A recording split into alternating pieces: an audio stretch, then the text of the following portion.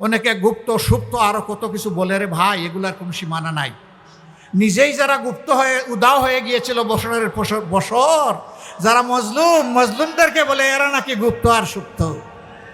ভাই একটু নিজের দিকে সবাই তাকায়, এটাই ভালো হবে। এরপরে আমরা আশ্চর্য, যেদিকে আগাতে চাই একটা দল সামনে গিয়ে একটা বাদ দিয়ে দেয়, আমাদেরকে আগাইতে দেয় না। তার সাক্ষী এই জাতি। এই সব কিছু যখন আল্লাহ শেষ করে দিলেন, বড়ই আশা করেছিলাম সবাই আল্লাহ শুকরিয়া আদায় করবে। আমাদের যুবক যুবতী যারা একটা আকাঙ্ক্ষা নিয়ে লড়াই করেছিল, বুক চিতিয়ে, তাদেরকে সম্মান করবে। আফসোস, কেউ কেউ তাদেরকে অপমান অপদস্থ করতে লাগলো, তুচ্ছ তাচ্ছিল্য বলে কথা বলতে লাগলো, তাদেরকে কোনো পাত্তাই দিতে লাগলো না। এই জুলাইটাকে কোনো স্বীকৃতিই দিতে চাইল না। আবার এক সময় যখন দেখলো জুলাই বাংলাদেশি জুলাই, আপামর মানুষ মিশে গেছে জুলাইয়ের সাথে, তখন বলে এই জুলাইয়ের আমরা মাস্টার মাইন্ড। How surprise! তারা একবার মানে না, আর একবার মাস্টার মাইন্ড হয়ে যায়। আচ্ছা ভালো, 18 কোটি মানুষকে তোমরা আন্ডারমাইন্ড করলা, মাস্টার মাইন্ড হও, তাইলে জুলাইকে তো তোমরা সম্মান করবা। জুলাইকে সম্মান করার মানে চাঁদাবাজি হতে পারে না। জুলাইকে সম্মান করার মাঝে দুর্নীতি হতে পারে না। নিরীহ মানুষের জমি দখল হতে পারে না। মামলা বাণিজ্য হতে পারে না। আমার মায়ের গায়ে হাত তুলতে পারে না। এটা জুলাই চেতনার সাথে যায় না। এরপরে আমরা আশ্চর্য, যেদিকে আগাতে চাই একটা দল সামনে গিয়ে একটা বাদ দিয়ে দেয়, আমাদেরকে আগাইতে দেয় না। তার সাক্ষী এই জাতি। জুলাই সংস্কার প্রস্তাবগুলো যাবে, গণভোট হবে, বলে যে গণভোট আবার কিসের? এরপরে ঠেলা খাইয়া যখন মানলো, তখন বলে যে না, গণভোট আলাদা হতে পারে না, একই দিনে হতে হবে। আমাদের দাবি ছিল গণভোটটা আগে হোক, তাহলে গণভোটও সুন্দর হবে, জাতীয় সংসদ নির্বাচনটাও সুন্দর হবে। তাদের দাবির প্রেক্ষিতে করা হলো। এখন বলে আমরা গণভোট মানি না।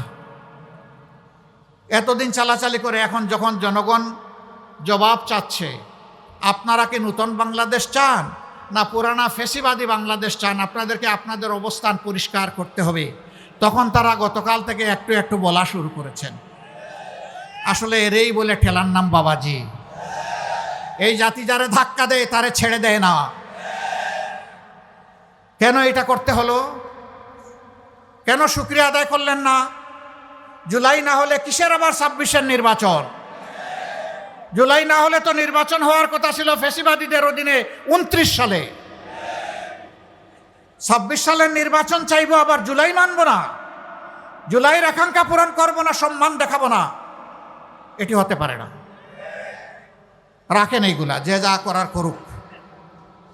আমরা স্পষ্ট কণ্ঠে ঘোষণা দিয়েছি, আমরা ইনশাআল্লাহ এই বাংলাদেশকে দুর্নীতি মুক্ত করে ছাড়ব, চাঁদাবাজ মুক্ত করে ছাড়ব, মা বোনদের ইজ্জত প্রতিষ্ঠা করে ছাড়ব, শিশু আবাল বৃদ্ধ বনিতার নিরাপদ বাংলাদেশ ইনশাআল্লাহ উপহার দেব। আমরা বলেছি বাংলাদেশে আর কোনো ব্যাংক ডাকাতের অস্তিত্ব থাকবে না। আমরা বলেছি আর কোনো শেয়ার মার্কেট লুট করার দুঃসাহস কেউ দেখাবে না। আমরা বলেছি আর ঘরে ঘরে চাঁদার নামে ডাকাতি করার সুযোগ দেব না। সেই পরিবর্তনের বাংলাদেশ আপনারা চান কিনা? আপনারা চান? আমরা কথা দিচ্ছি, কথা যেমন জাতির সাথে আমরা 5 আগস্টের পর রেখেছি, অতীতেরটা বাদ দিলাম, রাখেন কে কি করেছে। অনেকে গুপ্ত সুপ্ত আরো কত কিছু বলে রে ভাই, এগুলার কোনো সীমানা নাই। নিজেই যারা গুপ্ত হয়ে উদাও হয়ে গিয়েছিল বছরের বছর, যারা মজলুমদেরকে বলে এরা নাকি গুপ্ত আর সুপ্ত। ভাই একটু নিজের দিকে সবাই তাকায়, এটাই ভালো হবে, এটাই ভালো হবে। আয়নায় নিজের চেহারা দেখে অন্যেরটা দেখে লাভ নাই রে ভাই। 2 বন্ধু রিক্সায় চড়ছে, বয়স্ক মানুষ, তো কম বয়স যার, এই 2 জনের মাঝে একজন বলতেছে, বন্ধু তোমার কেমন লাগে, শক্তি সামর্থ্য? কয় না, আমার তো ভালো লাগে। কয় ভাই আমি বোধহয় আর বাঁচবো না। কেন বাঁচবে না? কয় যে আমি তো আমার উরুর উপর হাত রেখেছি, কিন্তু কোনো চেতনা বল কিছুই পাচ্ছি না, বুঝতে পারছি না। কয় ভাই হাত তো রেখেছো আমার উরুতে, এই জন্যে কিছুই বুঝতে পাও না, তোমারটায় রাখো।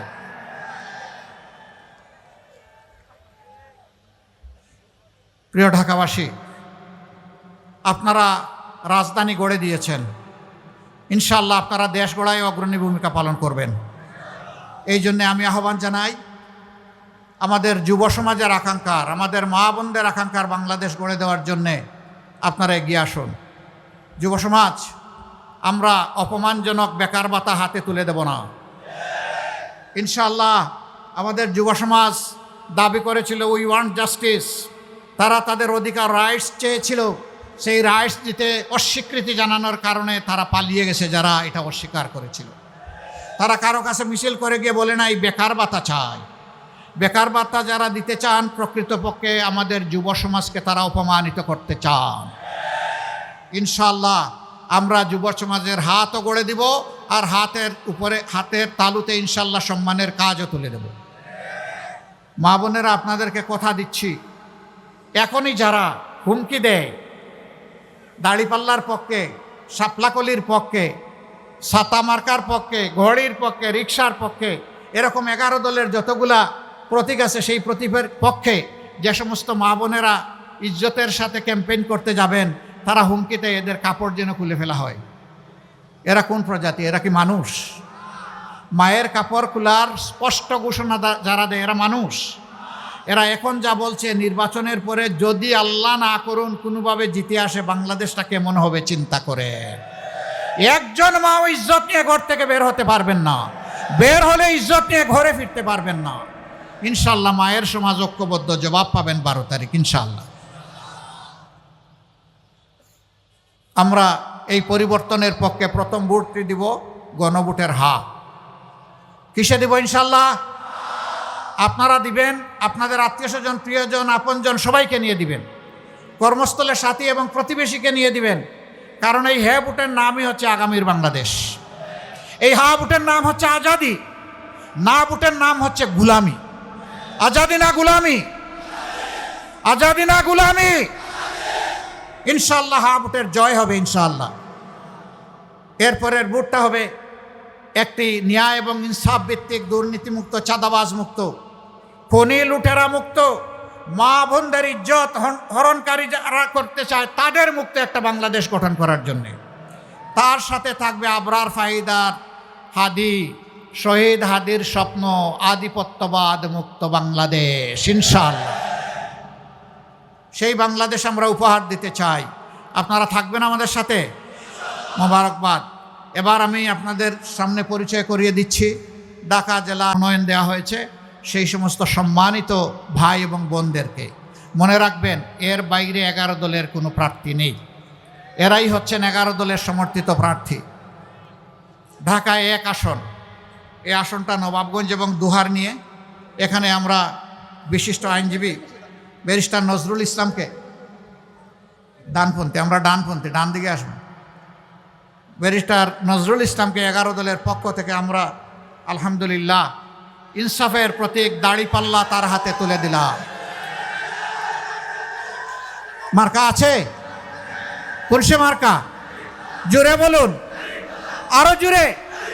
12 তারিখ সারাদিন সকাল সন্ধ্যা ইনশাআল্লাহ বিজয়মালা, মাশাআল্লাহ। এরপরে ঢাকা 2, কেরানীগঞ্জ সাভার, সাবেক সেনা কর্মকর্তা, অবসরপ্রাপ্ত সেনা কর্মকর্তা, এক লড়াকু যোদ্ধা, আলহামদুলিল্লাহ ফেসিবাদের পুরা সময় জুড়ে ফেসিবাদ বিরোধী আন্দোলন তিনি চালিয়ে গেছেন মিডিয়ায়। আমরা তাকে এখানে দিয়েছি আমাদের প্রতিনিধি হিসাবে, প্রার্থী হিসাবে। জনাব কর্নেল আব্দুল হক, আপনাদের সন্তান। কোন সে প্রতীক? আরো জুড়ে, জুড়ে সুরে। 12 তারিখ সকাল সন্ধ্যা সারাদিন ইনশাআল্লাহ বিজয় হবে দাড়িপাল্লা, মাশাআল্লাহ। এরপরে ঢাকা 3, কেরানীগঞ্জ দক্ষিণ, অধ্যক্ষ শাহিনুল ইসলাম। দীর্ঘদিন ধরে এই সমাজসেবক, এই রাজনীতিবিদ আপনাদের সকলের কাছে খুবই পরিচিত। অত্যন্ত অমায়িক স্বভাবের মানুষ, একেবারে পানির মতো স্বভাব। ইনশাআল্লাহ সুখে দুঃখে ছিলেন, সুখে দুঃখে থাকবেন।